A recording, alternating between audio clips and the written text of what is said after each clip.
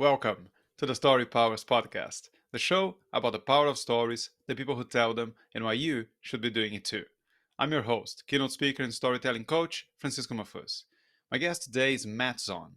Matt is an award winning speaker who empowers organizations through the art of strategic storytelling, and he has catalyzed radical sales increases for over 150 companies that range from financial institutions to the health and wellness industry. In addition to his work in the private sector, Matt has worked with dozens of politicians in their media and communication strategies, including speeches and campaign messages at the local, state, and national level. Matt might also be the only person I know who goes through even more books than me, 135 last year alone. I'm not quite sure if I should congratulate him or be a little concerned. Ladies and gentlemen, Matt Zaun. Matt, welcome to the show. Thank you so much for having me. I appreciate it. I've as we were discussing just before we got started, um, there's some of the things you do that no one else I've spoken to yet does, and your work with politicians is one of them. But before I get into that, which I where I have tons of questions on, I wanted to just get some of the basics of your understanding of storytelling and the stuff you teach out because I think it will inform that conversation a little bit better. So Sure. I've heard you I've heard you share a story about the time when you played football. When you told that story, you said something like that wisdom is about doing the basics. When it comes to storytelling, though, what are those basics in your opinion? What are the things that everybody needs to get right before anything else? Sure. Fantastic question. So, to preface that question, I think there's a lot of misunderstandings of storytelling, especially when we're talking about in the business space. So, a lot of business leaders that I speak with, they view storytelling as a glorified spectacle, like a Broadway play or a movie production where you need to razzle and dazzle the audience. That's not exactly what I teach. So, right now, I primarily work with business leaders, CEOs, and executives on how they could utilize storytelling to really inspire their staff as well as motivate their clients to purchase more. And it's the storytelling that really connects with people on an emotional level. So to me, storytelling is really utilizing an experience that we've gone through and capturing ordinary world, new reality, and inserting a hero in the story. And my recommendation to everyone is the hero should not be you. It should be someone else or something else, but it can't be you. It could be a person, it could be a book, a strategy, a concept, but it should not be you. You're going to have a lot more power with your story if the hero is someone else. So I challenge people to view storytelling as really capturing an experience and really connecting with someone on an emotional level and inserting a hero. So really focusing on the simplistic elements of storytelling. Okay, so that makes complete sense to me. I think it will make a lot of sense to many people who listen to this podcast. But from doing some of this work myself, one thing that I also know, and at least it has been my experience, is that if you share that with someone who's completely new to storytelling, Mhm. they'll hear that and go, okay, that makes sense, but I've got no idea what comes next. So Mhm. they get that. Okay, okay, fine. Ordinary experiences. I don't need to razzle and dazzle. The hero shouldn't be me. But that is probably not enough for someone to get there and actually do anything with it. At least that's been my experience. People get the concept of it, but the first step, they get stuck. Well, first, has that been your experience? And either way, is what is the next step to explaining this to people? Sure. I mean, a lot of people get stuck with storytelling for sure. So first, I mean, we do think in pictures. So if I say dog, everyone listening has their own picture of what a dog is, right? So I'm thinking of my dog who is a Morkie. Someone may be thinking of a German Shepherd. Someone may be thinking of a Golden Retriever. They're all dogs, but they're different pictures. And often when we share storytelling, there's all these different pictures that come up. And a lot of times it's not wrong. It's just coming from it from a different perspective. So what I challenge my clients to do is as they're in an experience, ask themselves, Where's the story in this? And regardless of what that experience is, it could be an exciting experience. It could be a really frustrating experience where someone's angry about something. It could be a fearful experience. While they're in that moment, where's the story in that? Because that story could actually be used in the future to boost sales and really inspire a team.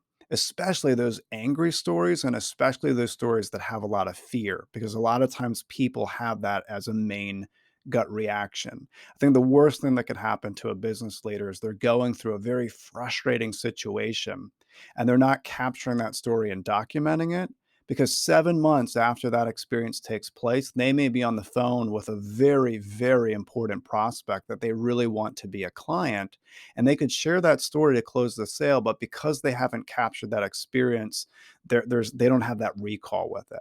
So it's very, very important to, as you are in an experience, to document that and utilize that in the future for a story. So when you say, the question is, what is the story in that? What would you tell people that you're training or people that you're working with? In first, is there a story in there? So how should they define that? What questions should they ask themselves to know if there is a story in there, and what are they capturing? Because I think whenever you tell someone to write down a story, some people automatically get a good feel for, okay, this is what the story was about. Mm, But given, we've just gone through the holidays, the ones of the ones of us who ones of us that sounds really weird, who are lucky enough not to have COVID and be locked down, had sure, to listen probably to a lot of stories from our relatives. And most people suck at telling stories. They have no idea what the story is about. They have no idea what really should be in there or shouldn't. So when you're sure. telling the people you work with, what is that the process of, okay, this is what you need to look for to see if it is a story or not. And two, these are the things you need to capture. You obviously can't capture every single detail, otherwise, you this is all you do all day. Sure. Fantastic question. So, a lot of times people think of an opening and a closing, or a beginning and an end. And I actually think that's the wrong place to start, or it's not the most effective place to start. And here's what I mean. One of the things that I did years ago while I was doing a lot of political speech writing is I was doing tons of research on how to be a better speech writer, communication wise, and I was doing all different elements of research. And one of the things that really fascinated me is on how a lot of musicians write songs. The best songwriters on the planet do not write a song like an email from start to finish. Dear Bob, I trust you're doing well. I'm writing to inform you. That's not how they really write these amazing songs. They start with a foundation, and the foundation is typically they pick up an instrument and they just start playing. There's no notes, there's no plan for the future. They focus on that melody.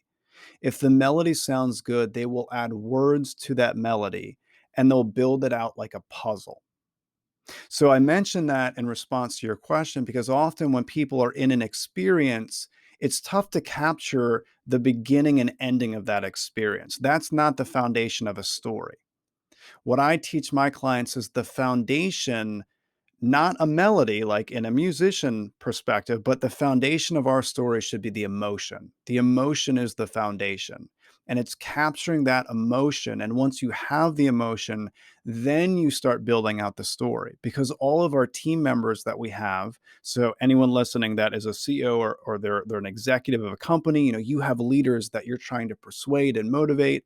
And everyone that's listening that is trying to expand the amount of clients that they have, those individuals have emotion. Those emotions are the driving force behind their decision making. So if you have a story that connects with that emotion, you're going to be able to get through the noise a lot more to get through to that person. So it always starts with the emotion. As you're going through the experience, ask yourself, where's the story in this and what emotion connects to this story? So you would tell someone to write down, for example, in your previous example, so anger. So something happened that made you angry. You're writing down, okay, anger, and then I expect you'd write some of the basics of the situation. You know, who was involved, what was going on. Is there anything? Would you want them to try and figure out the point of the story there and then as they capture it, or would you have them go back to it later to figure out what the story means or how it can be used strategically? Great question. I always start with the emotion. Always start with the emotion. What's the emotion? What's the emotional root of the story? And then once you have that emotional root from a topic perspective, then you can start expanding the story. Then you can add characters. Then you could figure out what's the ordinary world, what's the new reality. So that's a big one. That I get that from the hero's journey, coined by Joseph Campbell. There's many, many stages to the hero's journey, and it is debatable whether it's 12 stages or 14 stages. I guess it depends on who you speak with. But the big element of that is ordinary world, new reality. So even if you're sharing a 2-minute story from a presentation perspective, or if you're sharing a 20-second story on the phone with a prospect, you can utilize ordinary world, new reality. So to answer your question, yes, always start with the emotion, then start building it out, building it out like a puzzle. I always recommend never to actually start writing. I think it can really restrict our creativity. I always recommend starting by speaking and then go back and write. So for me personally, it doesn't need to be complex. I do something as simple as I'm whipping out my phone, and I use a an app called Otter, Otter. It's a fantastic app. It's a transcription app, and there's a lot of transcription apps on the market. This one tags the best that I've found. So, for instance, if I'm walking to my car after a meeting, I can just open up my phone and I could start speaking that story into the Otter app. Then I could tag it, angry or excited or whatever the tag's going to be. And then in the future, when I need to pull together different stories that go into those different emotional categories, I bring it up and boom, boom, boom, you're going to have all those different stories that come up. I so what I'm finding very interesting about this is that so emotion is obviously a very very important part of storytelling. There's a lot of people that will talk about emotion as one of the key components. Kindra Hall is one who famously has emotion Sure. as or authentic emotion or something like that as one of the four elements of stories in her book, Stories That Stick. What I find interesting, as I haven't tried it doing it that way, is I tend to start with figuring out what the point of the story was. What is the change that the character has gone through? Because to me, that's going to define how I'm going to use the story. The emotion will obviously be a part of that, but what I'm just trying to think is okay. So if I have a story where I was angry or something that made me angry, is that going to be more important to connect to my audience, to an audience that I guess you would want to speak to an audience that is angry about something as well? So that emotion is relatable, even if the point is not at all to do with the thing that's making them angry. So how do you square that circle? Sure. So yeah, you always want your points to match up, and you had mentioned audience. Audience is extremely important. We have to recognize who we're speaking with. But when I'm saying about the building it out like a puzzle, that's in the creative stage. That's in the stage of really allowing your creativity to run wild and really start building out the documentation to capture those stories. So I always refer to it as a story bank, building out that story bank. And when you're in the creative stage, you don't leave anything off the table. You're trying to do everything you can to fill that story bank and those different emotional components.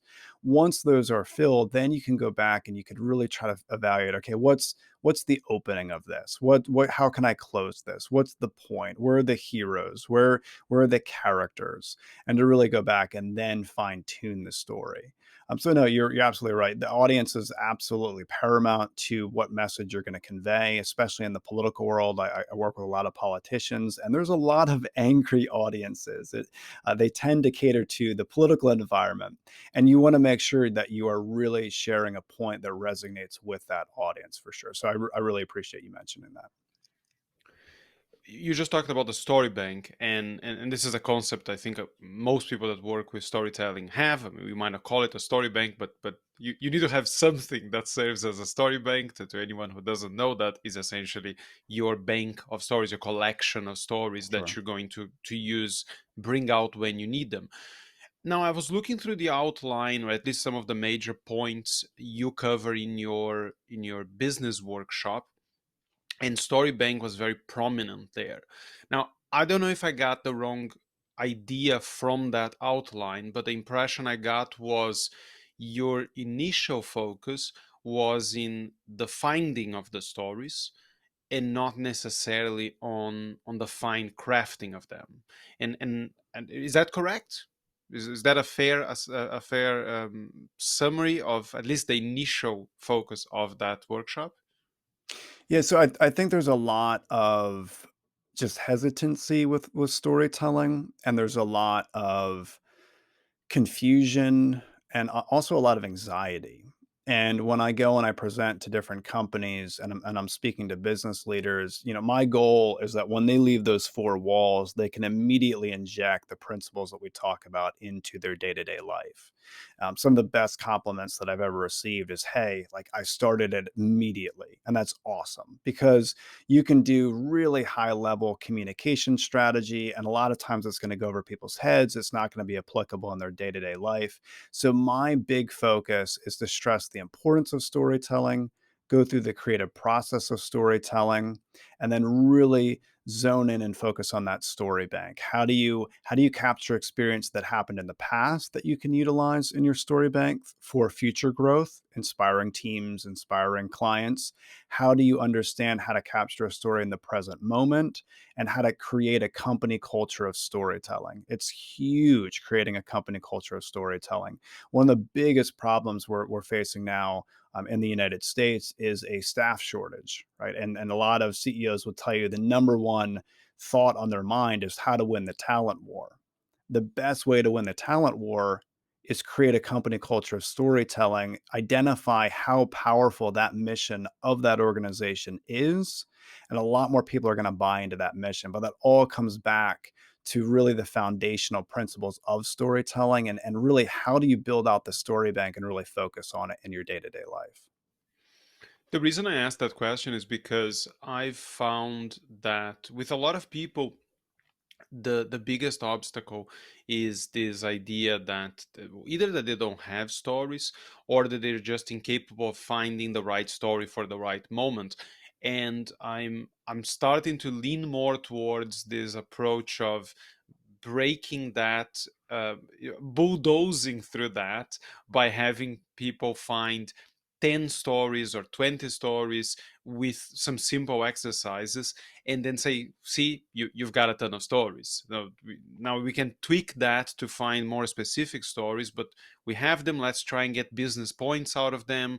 If you've done that, you hopefully have now seen in action how you go from I've no idea what this thing is and how I'd possibly use it to, oh, here, 10 stories, this is how I could use them. And then you can chase down the ones that are more specific to the work you're doing. But you've, in a sense, if you've done your job well as a trainer there, you've now got a believer. Whereas before, people had no real idea what the hell this story thing was, or that they could ever do it. I think that was and that is an approach that I've seen some people take, whereas I've seen a lot of people take a very crafting and telling approach to teaching storytelling. And I find that sometimes you do that and people go back to the same place of, but I don't know which stories I should be telling. Give me Mhm. one, I can make it a little better because now you taught me all these things, but I still don't have the stories. So where do I go from here? So that's why I asked that question. Sure, it's a great point. Hmm. Okay, so Something else, and then I'll move away from the basic stuff into the politics stuff that I really want to get into. But I seen one of your like a testimonial you got, and the person said that what you were very good at was condensing large concepts into small powerful stories. um, so I mean, to some degree, that is a very good definition of what storytelling is when used at its best. But do you have any particular approach to teaching people how to do that? Yeah, I feel like a lot of times our heads get in the way. And I think that's the biggest danger of storytelling is we're not telling enough stories. We're not cutting through that noise of telling enough stories. And I think people they overcomplicate storytelling. I'm really on a mission to simplify that process. So what I work with people is often we focus on the negative potential outcome of that story, not the task at hand. So one of the most fascinating interviews I heard many, many moons ago, it was an interview from actually decades ago. Michael Jordan was giving this interview, and someone asked him, "How are you able to play under such intense pressure?" And he was so calm, cool, and collected as he would do some of these shots. And he said, I focus on the task, never the negative potential outcome. I think a lot of times when people are sharing a story, they're focusing on that negative outcome. What will people think of me? Will people be offended? Will my message get through? Will I look stupid? That's focusing on the negative potential outcome. It's when you focus on the task, and in Michael Jordan's case, the task of just throwing a basketball, our task is just speaking. And oftentimes when I hear people talk, even if they have huge name ID, they have massive audiences, they still get in their head so much when it comes to this story. They're trying to have this riveting story, this razzle and dazzle story, and they're in their head too much. So I really think when we share a message from our heart and we're really focusing on that task, that's what's going to simplify that process, and it's going to alleviate anxiety, and it's actually going to boost our excitement. So that's a big piece of it.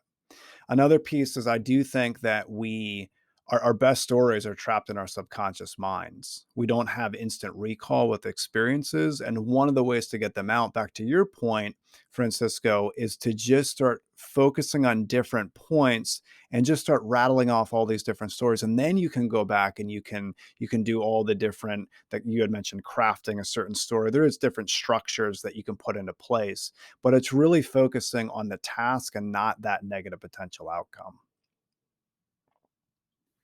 All right, so let's get into the meatier stuff. Nice. One other testimonial you had, and I'm taking that since you left that as a testimonial, you don't mind too much how we described you. You said you were, I don't know if master was the word, but it says that you were an expert at the dark arts of communication, and Nice. and I've seen people talk about storytelling as a dangerous thing. I remember talking to AJ Minai, and I had this idea that I thought it would be great for children to get a bit more of practice identifying stories, telling stories. Um, and he said, I'm not so sure because storytelling can be a very dangerous thing or can be used in a problematic way. And I don't think in any field of human communication this is more true than in politics. So, in the work you do with politicians, so let's just start small. So, what are some of the most basic ways? I mean, and I don't necessarily want to get into campaign messaging as such because I think that's a much broader field than we probably have time to go into detail. But like when you teaching someone to become a better communicator and they're in politics, um, what types of stories are you encouraging them to share, and in what are the moments that you find that those stories are more effective to be shared? Because I don't, Obama being a very clear exception, but it's not the first thing that comes to mind when we hear most politicians is like, oh, they're great storytellers. We don't, I don't think we see that as much. Sure. So first, to back up a step and just echo your point, Storytelling can be dangerous if it falls into the wrong hands. And that just speaks to the power of storytelling. If you have an individual that is extremely manipulative, storytelling can be very dangerous because it's so powerful. It's so effective. One of the things that I have my clients promise me is that they will use it for good, because once they truly grab a hold of the concepts, they could do major damage. They could manipulate people. They could stiff arm and strong arm people to do different things they may not want to do, because they're really playing on people's emotions and human psychology. So yeah, I appreciate you mentioning that. It just really speaks to the power of it. Also, I call politics the lion's den of communication, because if you don't know what you're doing, you're literally going to get ripped to shreds. You're dealing with audiences that are hostile, they're toxic, they're angry, their emotions are running high, and you really need to be able to handle that.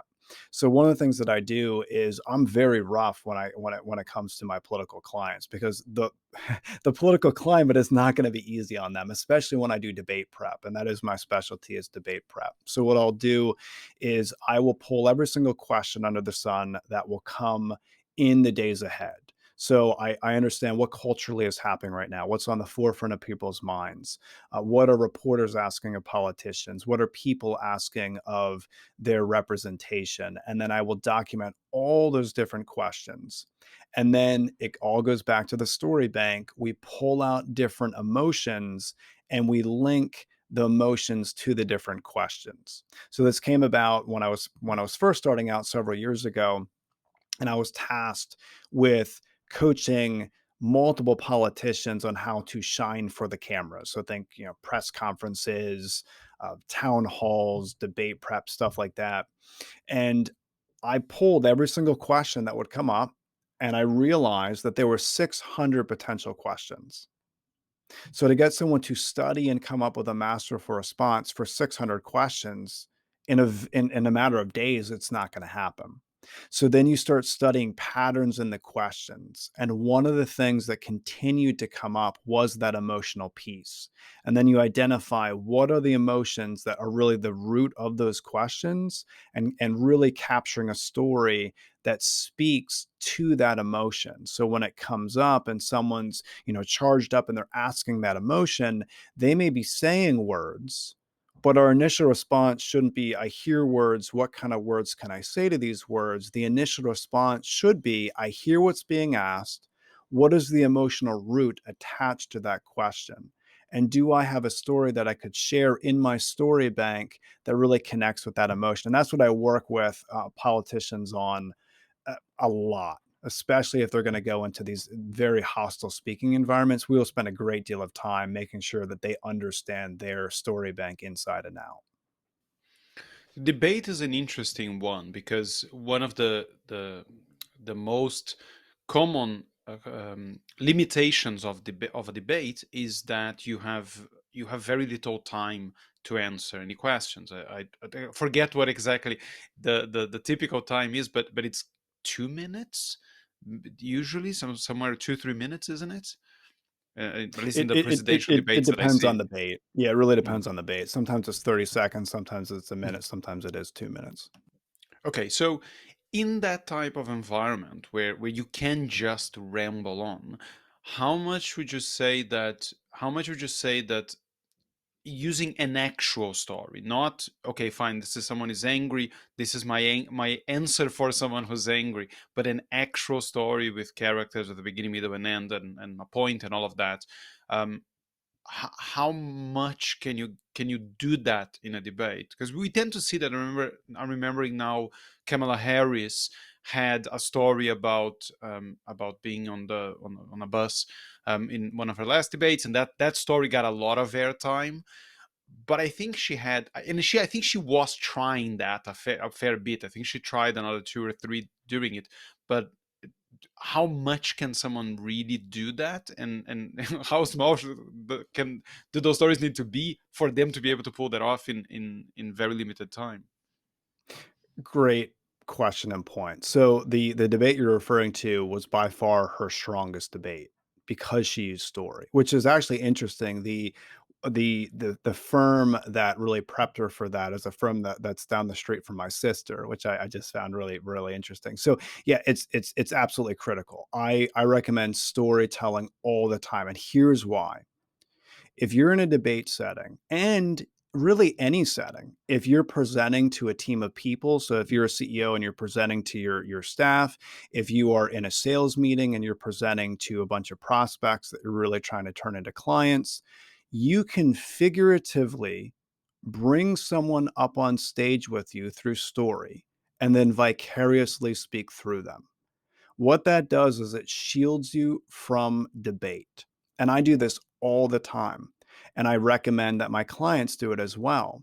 And there's a power in that. So if they're asked a question and they say, actually, 13 there's a 13% chance of blah blah blah of whatever the case may be, that's a debatable comment. Someone can blow holes to that comment saying, no, it's not really 13%, it's actually more like 25%. Your numbers are off. And then they're going to go back and forth. Or I can, again, figuratively bring someone up on stage with me and say, I just got done talking to John, and then go into a story that really speaks to the point of that question or that topic. That candidate, that opponent candidate, is going to have a really tough time messing with that story, because that's that story. It's very, very difficult to argue and debate stories. That's the power of that. Two politicians in the United States that I immediately think of that were masterful at this was John F. Kennedy and Ronald Reagan. They did this all the time. And they're known as masterful communicators because they constantly were sharing stories that shielded them from debate. So, to answer your question, it's absolutely paramount to the success of a debate to focus on those stories.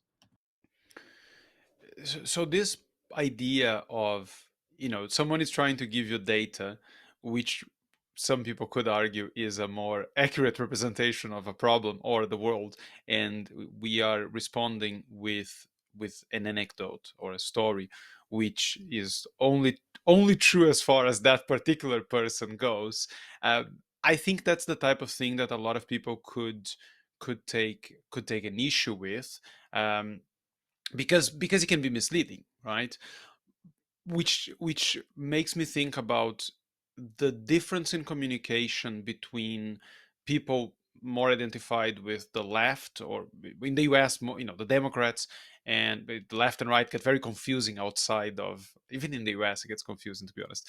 But I talk to people about that. It's like, no one in the US is left. Like, there's not left, there's like center right and like very far right. There's no, like, no one is remotely left to this. But anyway, so when you think about left and right, or Democrats and Republicans, and but first of all, do you work with both sides of the aisle? Great question. I do, because my mission is to focus on actual problem solution. I'm very solution oriented. So I have worked with both sides.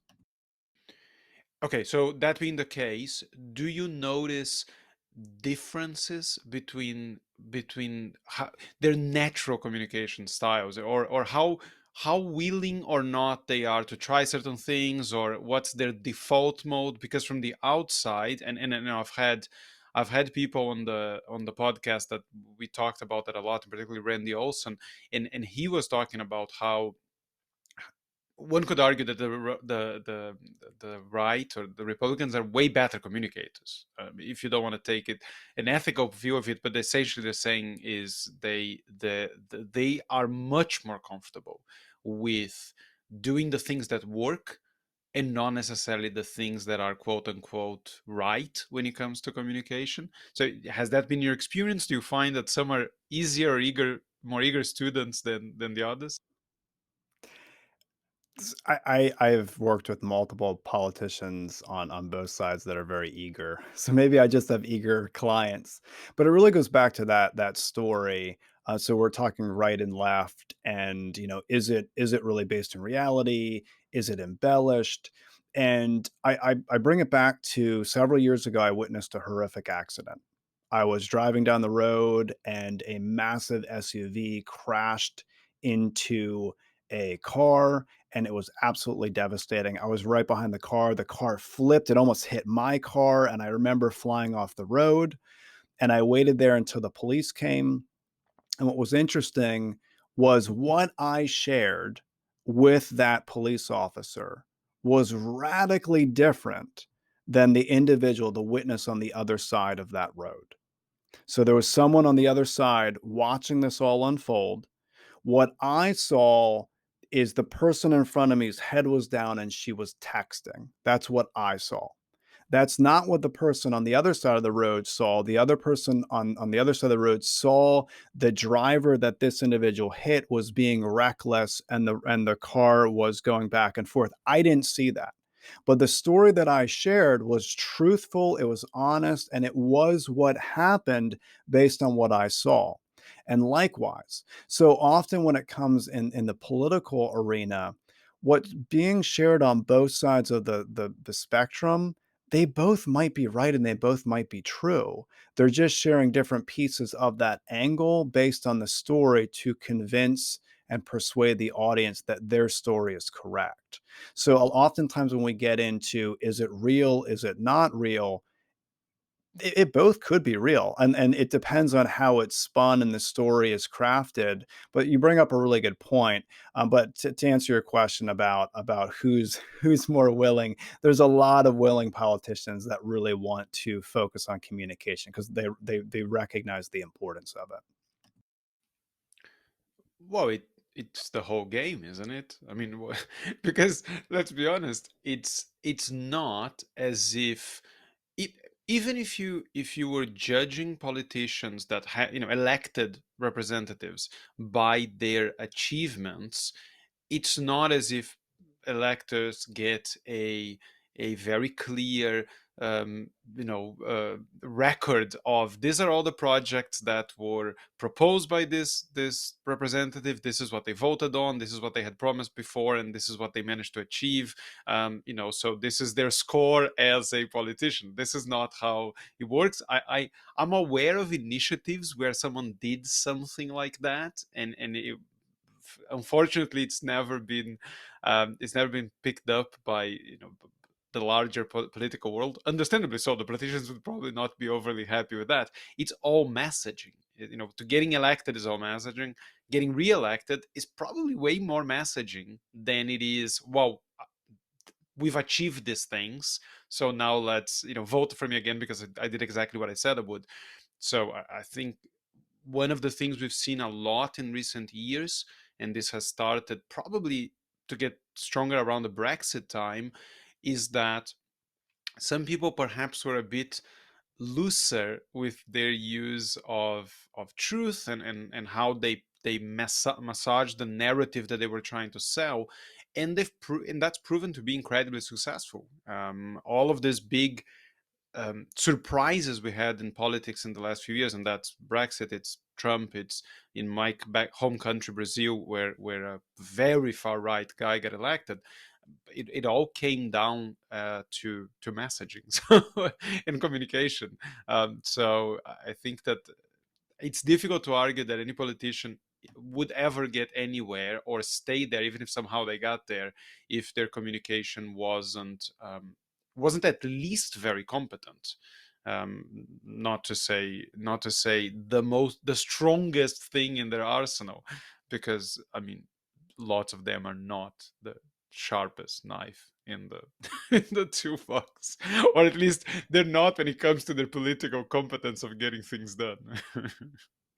For sure. Yeah, you bring up a really good point. So, and I'm not gonna share any names because I don't want to belittle any person, but there was a year that I was working with two politicians regularly in the same week. So there was many years where I had X, Y, and Z politicians I was working with, and I would focus on, all right, this week I'm going to work with such and such, and I set reoccurring meetings up where I'm regularly meeting with them. And what was interesting is in this given year, there were these two individuals that I was working with consistently on this 1 week of every month. And I did that for about 2 years. One of the individuals had a doctorate in political science. and was unbelievably savvy from an educational perspective, academic perspective. I mean, he was an absolute whiz when it came to sound public policy. I mean, he could write books on different elements of government. Unbelievably intelligent human being. The other individual got his GED. Now, for anyone listening that's not familiar with the GED, it means that you did not pass high school in the United States. So not only do you not have a college degree, you did not get through high school and you had to go back and do different courses to basically say it's an equivalent of a high school education. So you have one individual that has a doctorate who's unbelievably intelligent, actually probably one of the most intelligent people I've ever worked with. And then you have another individual that is not book smart, does not have any kind of accolades in academia. And the individual that had his GED was a master communicator. I mean, we worked on stuff together where he could get up there and give an amazing speech, incredibly infused with storytelling. The other individual, it was like pulling teeth, and he really struggled to communicate. And he was doing a lot behind the scenes, but people don't see you behind your desk. They don't see the bills that you're writing behind your desk. They see you out on the campaign stump, giving these talks, sharing these stories. And the same is true in the business world. If you're a CEO, your team doesn't see all the ins and outs of what you do. They don't see you behind your desk and say, "Great job. Thank you so much for doing this for us. Thank you so much for all you." They don't see that. They see how you connect and communicate with them. So communication is one of the most important things anyone can focus on their life. It transcends every element of our lives, whether it's business or family. You know, how we communicate with our spouse, how we communicate with our children is very, very important. So I appreciate you bringing that up. You said before that you want your clients to promise you that they will use some of the stuff you're teaching them for good, but I struggle to I struggle to think that. I mean, I don't know how much you follow these people's careers after you've worked with them, if you're not working with them regularly, but I can only imagine that it must have happened where you worked with someone, you've made them a better communicator, which means in essence you've made them a better politician, or at least a better politician that is able to get a job and stick with that job. It must have happened sometimes that the projects that they are putting their effort towards are not necessarily the things that you would personally vote for or support. Um, is there not a part of you that is thinking like, I'm not sure I want this guy to be more persuasive or this person to be more persuasive. Like, I know some of this politics, I'm not sure I really should should give them better weapons than what they've currently got. Yeah, the political world is very, very complex. I mean, especially in the United States. So that goes there. It's a pretty long conversation. I'll try to give you the nuts and bolts of it. So for anyone listening that has seen the presidential elections in the United States, due to super PACs, each candidate's raising upwards of $1 billion. Then you have congressional races, so you have $3 billion US going into attack ads in major media markets in the United States. So you have it's a messaging nightmare at times. It's a tightrope, and there's a lot of strategy that goes into that messaging. So to answer your question, I mean, it's so complex that you do need different politicians that believe different things for each party, that you can come to a consensus when it comes to votes. I did a lot of work with the House of Representatives in Pennsylvania, just to give people an idea on that. Every single session, which is 2 years, there was 4,500 bills that flowed through the House, 4,500 bills. A lot of these bills are very thick. We're talking upwards of 100 pages.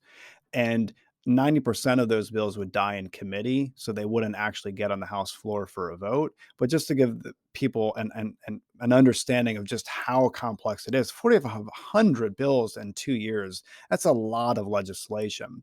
So there's a lot that goes into voting for something just to share a story or voting for something just to give a speech here to rally a certain base. So there's a lot of that goes on. So it's really understanding, why are they doing these different moves for that specific reason to get to the ultimate goal, which is effective policy, sound public policy, and actually moving the community forward. That sounds like a remarkably political answer. There you go. You've basically said it's complicated. It is. It's very complicated. Right. So let me just I'll let you slide on that one. But let me ask you something different, which is I didn't actually have on my list of questions, but this question came into my mind by looking at your haircut. Now, for anyone that is not watching this, it's we have a slight contrast here. Whereas I've somehow grown a buffoonish hair over the holidays, and there's a bit of wildness to it, or at least this HD camera that I've just got on my computer is showing a lot more reality than I'm used to seeing here. Whereas you have hair that a politician could sport no problem. It's very neat. There doesn't seem to be anything out of place. And I've seen your public image is often you wearing a suit and tie, which is, like you could easily pass for a politician. And I know you have done that work before you did this work. At least you work for politicians. Now, one of the things that people often talk about storytelling is how you should show vulnerability and you should show who you really are and all of that stuff. But politicians have this super tailored image, and it's usually one of the things that tends to make people mistrust them a little less than perhaps they would anyway, which is they don't feel very real. Like people don't normally dress that way every day. They don't, they're not as polished in their looks. They're not as polished in the way they speak. So when you have this idea, one, you want stories to be vulnerable to a certain extent, to be authentic, so they relate to people, but you have the least authentic, relatable people in the world telling those stories. So do you have the stories push that a little more to compensate for the rest, or because they're politicians and because they're working under certain constraints, you don't think that's necessarily a good idea? I didn't think we were going to get to haircuts. I love it. It's awesome. This conversation is fantastic. I mean, my hair seems to be a constant topic of There conversation you on social go. media. Yeah, it's I get great hair. complimented on it. So, when I'm on camera, I'm always paying attention if I'm living up to my audience's expectation. That's fantastic. So the reason for the image that I'm constantly sharing is really based on my audience now. So I do work with politicians to this day. It's not as labor intensive of what it was several years ago. So several years ago, I was doing a lot of speech writing, a lot of political messaging strategy. It was very, very intensive, and it took up probably about 90% of my time. Now it's completely flipped, where 90% of my time I'm working with CEOs and executives and sales teams, and only 10% of my time I'm working with politicians one on one, debate prep, and stuff like that. So it's really my ideal client avatar, if you will. So my clients are primarily 45 to 65 years of age, and they're CEOs of medium sized companies. So the reason for the image that you're probably referring to, what you've seen on LinkedIn, it's my social media platform of choice. LinkedIn was an absolute game changer for me. I started getting active, I believe it was September of 2019. And I know that because once I figured the platform out, I mean, business started coming in left and right, and it was fantastic. So the image that I'm constantly sharing is it really speaks to my ideal client. And as you will recognize, I mean, I'm very vulnerable on that platform. Vulnerability, it really helps with engagement. It's connecting with people. It's figuring out what kind of challenges do they have and connecting with them. So that's the reason for the image. Going back to your point regarding politicians or even CEOs, vulnerability is huge. I mean, vulnerability is going to get you more buy-in. It's sharing people that, hey, you messed up here, and then you learn from it, and then you're going to go forward. In the political world, there's not a lot of people saying I messed up, but there's a way to say it where you've learned something. You have a different way of thinking about something, and also using someone that you can pull on stage, again, figuratively, learning from that person. They're the hero of your story. The voter's the hero of your story. The person supporting you is the hero of your story. And the same is true when it comes to the business world. So that's the reason for the the identity management, if you will. Yes, when you say that your image is tailored for your audience on LinkedIn, it makes me wonder if all these sketch comedy videos that I put out on LinkedIn, where I dress as, the guy from Dirty Dancing, or occasionally don't wear anything at all, might be slightly problematic. Or if I attract an audience, what is the problem with this audience that they are attracted to this stuff? But since you mentioned LinkedIn, I'll ask that as my final question, which is, and this is not a gotcha question. I told you there wouldn't be any, but I do want to press you on your LinkedIn approach and strategy a little bit, because the one thing I it's kind of a pet peeve of mine, is that a lot of people talk about storytelling on LinkedIn, or they mention the word, or they will have storyteller, or they'll have something to do with storytelling in their profile, in their headline, and all of that. Now, with a lot of them, I know full well that they do the job, and they've been doing the job for a long time successfully, as far as I can tell. But with some of them, and I think to a small extent, you fall into that bracket. What I don't see more is lots of stories being told. So I've just, I wanted to make sure I wasn't unfairly asking that question. So I just went through like some of the last posts from the last 2 3 weeks, and obviously there's lots of personal stuff being shared. There's a lot of, as you said, vulnerable things being shared. Not a lot of it, I found, is in the shape of a story, like a very typical story.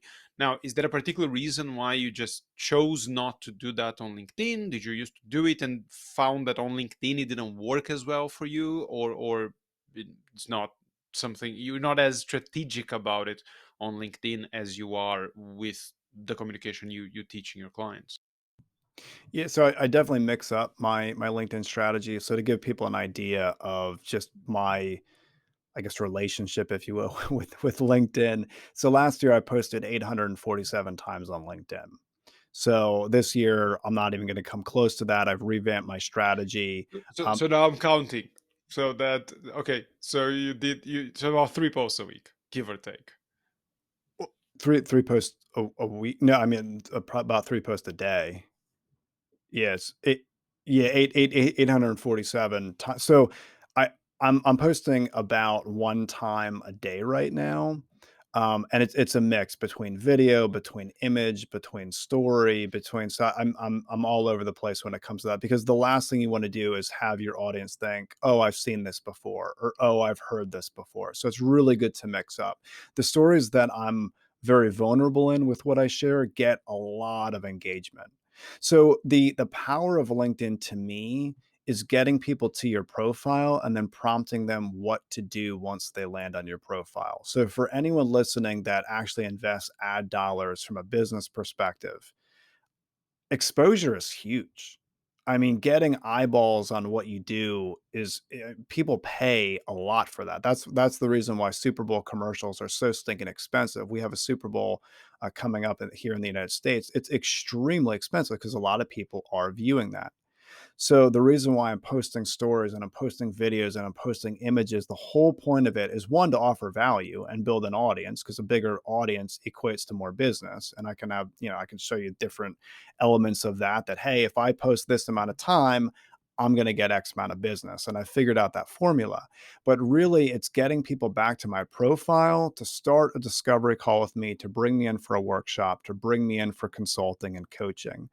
So I get millions and millions and millions of views on my LinkedIn content, and I get a lot of people that are my ideal clients to actually go to my profile and see the stories that I post, see the what why I spend so much time on LinkedIn in the first place. Because I'm sure a lot of people are listening, thinking, "Wow, that's a lot of posts. That's a ton of content," and it is. But the amount that it has yielded me in business, it has been unbelievable. So I highly, highly recommend people really figure out the LinkedIn platform for sure. Yeah, it's I find interesting that you so you would think that mixing it up, or you found that mixing it up works so well for you, because I don't think that that's the approach most people take, and I know of a number of people who've been vastly more successful than I have been on LinkedIn, and I've done well, um, and most of them you can always tell there's like two or three types of posts, and I've not seen that many people that do the high volume approach. I can think of a couple that every time I open LinkedIn, there's a post on top there, but I think most people I speak to tend to do, three to five a week seems to be the norm. But then again, I think it's whatever works, right? I don't think there is a set formula for anyone. And I've spoken to people, and I've tried, like, for example, I tried to do a ton more video before, and it just burns me out because the type of video I do is not like selfie video, shoot it in 3 minutes and post. Mine is, stories and characters and some editing and stuff. There's just no way you can keep that up. Whereas I know people that only do that and found systems to make that work. So I guess there is no one way to do it. For sure. Good point. Yeah, you got to figure out what your audience is, who they are, what they like. I'm revamping my entire social media strategy. I set the plan in place for this year. I'm going to be posting about once a day. So it really depends on your audience. But yeah, I really have found that mixing it up between image and video and text and poll, a good way to build out that audience in addition to people not thinking, oh, I've seen this before. Oh, I've heard this before. Because if they think that what you're posting again that they've seen and it's becoming stale and it's going to become really robotic. So I really like to keep that fresh. Yeah, I think my potential issue is that once I've gotten naked on LinkedIn, I'm Nice. not sure how more I can push that. Like, I've taken Nice. the crazy to its natural conclusion, natural to me perhaps. I don't know, like that route has been exhausted. Like, I can't keep doing that or they will ban me. There you So go. Yeah, you don't want to I get need to banned. think of, yes, my sketch comedy videos need to take a slightly different direction than they've taken. I've hit a Nice. cul-de-sac. Matt, where if people want to find out more about the stuff you do, is mattzaun.com the best place to go? Yeah, so they could check me out at mattzon.com. That's my website. Also connect with me on LinkedIn or follow me on LinkedIn, whatever you prefer. I'm constantly posting content that's valuable to not only politicians, but specifically business leaders. I'm really focused on CEOs and executives and helping them create a company culture of storytelling. Perfect. Well, it's taken us a bit of time, but I'm glad we finally managed to do this. Thank you. I appreciate your time today. Thank you so much. All right, everyone. Thanks for tuning in. Take care of yourselves, and until next time.